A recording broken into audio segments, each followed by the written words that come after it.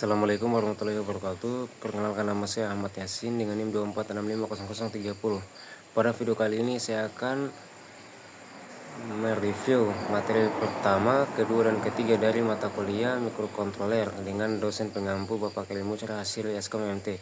Baik, kita langsung saja ke materi yang pertama, yaitu tentang mikrokontroler. Kita langsung saja ke pengertiannya. Pengertian mikrokontroler adalah sebuah komputer kecil yang dikemas dalam bentuk chip IC atau integrated circuit dan dirancang untuk melakukan tugas atau operasi tertentu. Pada dasarnya, sebuah IC mikrokontroler terdiri dari satu atau lebih inti prosesor CPU, memori RAM dan ROM, serta perangkat input dan output yang dapat diprogram. Kemudian dalam pengaplikasiannya, pengendali mikro yang dalam bahasa Inggris disebut dengan mikrokontroler ini digunakan dalam produk ataupun perangkat yang dikendalikan secara otomatis seperti sistem kontrol mesin mobil, perangkat medis, pengendali jarak jauh, mesin peralatan listrik, mainan, dan perangkat-perangkat yang menggunakan sistem tertanam lainnya. Penggunaan mikrokontroler ini semakin populer karena kemampuannya yang dapat mengurangi ukuran dan biaya pada suatu produk atau desain apabila dibandingkan dengan desain yang dibangun dengan menggunakan mikroprosesor dengan memori dan perangkat input dan output secara terpisah. Berikut ini adalah diagram, blok, dan struktur mikrokontroler beserta penjelasan singkat tentang bagian-bagian utamanya. Di sebelah kiri ini adalah contoh strukturnya, kemudian di sebelah kanan ini adalah contoh gambar bentuk mikrokontrolernya. Kemudian kita masuk ke pengertian CPU. CPU adalah otak mikrokontroler. CPU bertanggung jawab untuk mengambil instruksi, menerjemahkannya, lalu akhirnya dieksekusi. CPU menghubungkan setiap bagian dari mikrokontroler ke dalam satu sistem. Fungsi utama CPU adalah mengambil dan mendekode instruksi. Instruksi yang diambil dari memori program harus diterjemahkan atau melakukan dekode oleh CPU tersebut. Yang kedua itu memori atau penyimpanan. Fungsi memori dalam mikrokontroler sama dengan mikroprosesor. Memori ini digunakan untuk menyimpan data dan program. Sebuah mikrokontroler biasanya memiliki sejumlah RAM dan ROM, yaitu EEPROM dan lain-lainnya, atau memori flash untuk menyimpan kode sumber program. Yang ketiga itu ada port input atau output paralel. Port input atau output paralel digunakan untuk mendorong atau menghubungkan berbagai perangkat seperti LCD, LED, printer, memori, dan perangkat input atau output lainnya ke mikrokontroler. Yang keempat itu ada port serial atau serial port.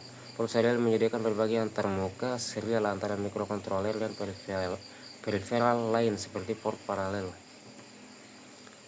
Yang kelima itu pengatur waktu atau penghitung, timer dan counter. Timer dan counter adalah salah satu fungsi yang sangat berguna dari mikrokontroler. Mikrokontroler mungkin memiliki lebih dari satu timer dan counter. Pengatur waktu, timer, dan penghitung counter menyediakan semua fungsi pengaturan waktu dan penghitungan di dalam mikrokontroler. Operasi utama yang dilakukan di bagian ini adalah fungsi jam, modulasi pembangkitan pulsa, pengukuran frekuensi, osilasi, dan lain sebagainya. Bagian ini juga dapat digunakan untuk menghitung pulsa eksternal. 6. Analog to digital converter atau pengonversi analog ke digital atau biasa disebut ADC. Konverter ADC digunakan untuk mengubah sinyal analog ke bentuk digital. Sinyal input dalam konverter ini harus dalam bentuk analog, misalnya output dari sensor, sedangkan outputnya dalam bentuk digital. Output digital dapat digunakan untuk berbagai aplikasi digital seperti layar digital pada perangkat pengukuran. Kemudian ke nomor 7, digital itu analog converter atau pengonversi digital ke analog atau biasa disebut dengan DAC. DAC melakukan operasi pembalikan konversi ADC. DAC mengubah sinyal digital menjadi format analog. Ini biasanya digunakan untuk mengendalikan perangkat analog seperti motor DC dan lain sebagainya. Kemudian ke nomor 8, kontrol interupsi atau interrupt control. Kontrol interupsi atau interrupt control digunakan untuk menyediakan interupsi atau penundaan untuk program kerja. Interrupt dapat berupa eksternal, yaitu diaktifkan dengan menggunakan pin interrupt, atau internal dengan menggunakan instruksi selama pemrograman. Kemudian ke nomor 9 yaitu blok fungsi khusus, special functioning block. Beberapa mikrokontroler yang hanya dapat digunakan untuk beberapa aplikasi khusus, misalnya sistem robotik. Pengontrol ini memiliki beberapa port tambahan untuk melakukan operasi khusus tersebut yang umumnya dinamakan dengan blok fungsi khusus. Keunggulan dan kelemahan mikrokontroler. Keunggulan atau kelemahan utama dari mikrokontroler yaitu diantaranya mikrokontroler bertindak sebagai mikrokomputer tanpa harus ada komponen digital tambahan lainnya. Dapat mengurangi biaya dan ukuran sistem karena integrasi yang lengkap dengan dalam sebuah mikrokontroler. Penggunaan mikrokontroler sederhana dan mudah untuk memecahkan masalah dan pemeliharaan sistem. Sebagian besar pin dapat diprogram oleh pengguna untuk melakukan berbagai fungsi. Mudah menghubungkan port RAM, ROM, dan input atau output tambahan. Waktu yang diperlukan untuk melakukan operasi rendah. Kekurangan dari mikrokontroler yaitu diantaranya mikrokontroler memiliki arsitektur yang lebih kompleks daripada mikroprosesor. Hanya melakukan eksekusi dalam jumlah terbatas dalam waktu yang bersamaan. Kebanyakan hanya digunakan dalam peralatan mikro, tidak dapat terhubung dengan perangkat yang berrating secara langsung. Terima kasih. Kemudian kita lanjut ke materi kedua dan ketiga.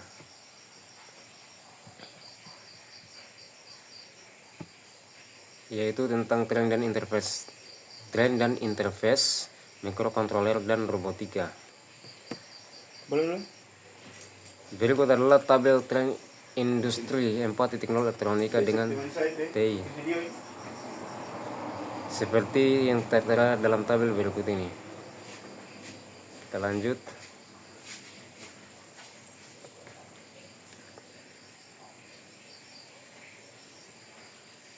Kemudian di sini ada bidang elektronika saat ini.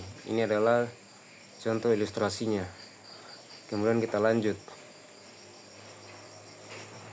Mengapa mikrokontroler? Sehingga dimungkinkan membangun aplikasi single chip aplikasi dengan hanya satu buah chip.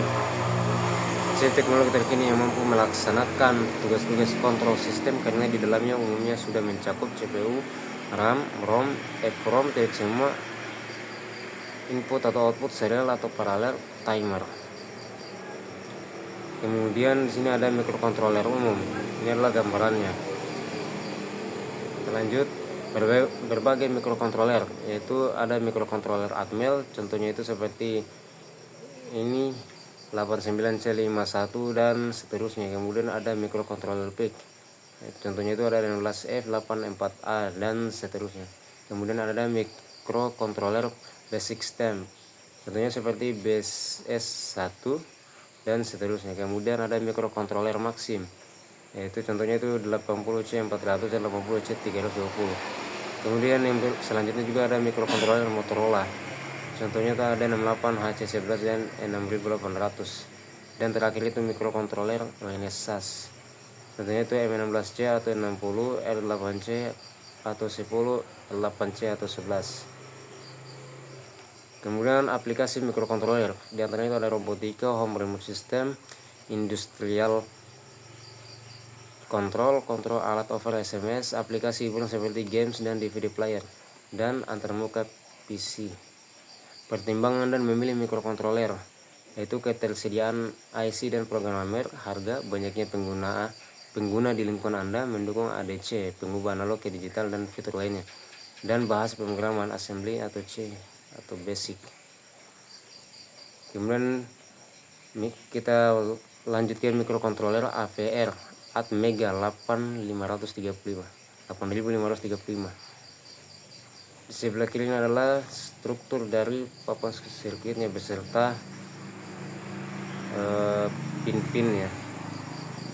Arsitektur AVR Atmega 8535 merupakan salah satu keluarga AVR 8-bit RISC dengan arsitektur Harvard, memisahkan bus untuk instruksi dan data. Mikrokontroler ini banyak digunakan dalam sistem embedded karena kehandalannya dan kemampuannya untuk diintegrasikan dengan berbagai perangkat input dan output. Fitur utama Atmega 8535 yaitu yang pertama itu pada memori, flash memory 8KB untuk menyimpan program, SRAM 500 byte, 512 byte untuk data sementara selama eksekusi program.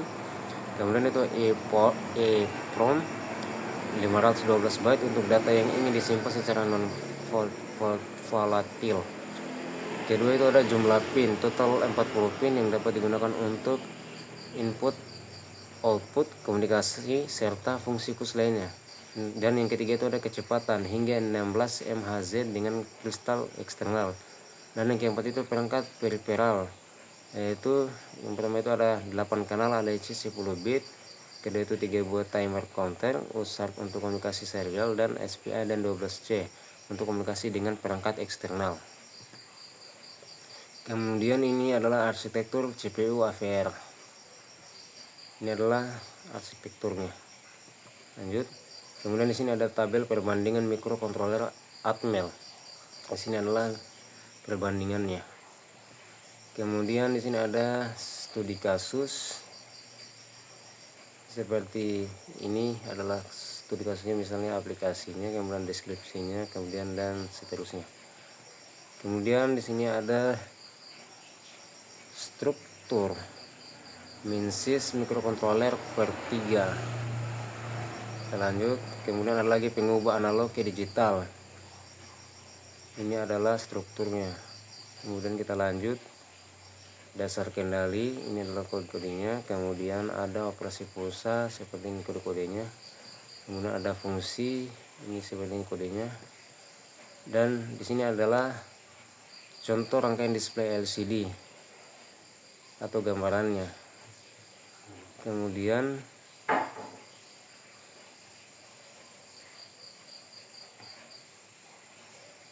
ini kemungkinan adalah aplikasinya. Kemudian kita masuk ke desain robot sederhananya. Ini adalah struktur desain robot sederhana yang terdiri dari sensor kanan, kemudian ada driver motor DC kanan, OP-AMP dengan penguat, kemudian ada motor DC kanan lagi, kemudian catu daya 5-12 volt, kemudian ada sensor kiri, kemudian ada driver motor DC kiri, OP-AMP dengan penguat, kemudian ada motor DC kiri. Ini adalah contoh desain robotnya, wireless, kamera, dan lain-lain. Kita lanjut. Ini adalah implementasi AVR pada robot. Ini adalah gambarannya, gambaran strukturnya. Kita lanjut. Ini adalah contoh penerapan pada robot. Ini adalah sistem minimum mikro. Ini adalah contoh gambaran strukturnya. Dan ini adalah dasar pemrograman. Program menerima input ditampilkan ke LED dengan menggunakan perintah-perintah atau seperti berikut. Dan ini adalah hasil kompilasinya. Ini adalah ISP softwarenya. Dan ini adalah mengisi memori mikrokontroler. Ini adalah mengisi dengan file hex. Dan ini adalah contoh mikrokontroler PIC. Ini adalah gambarnya. Dan ini lagi adalah contoh struktur dari mikrokontroler PIC. Baik, mungkin itu saja yang dapat saya jelaskan pada video kali ini. Saya akhiri dengan ucapan wabillahi taufiq wal hidayah. Wassalamualaikum warahmatullahi wabarakatuh.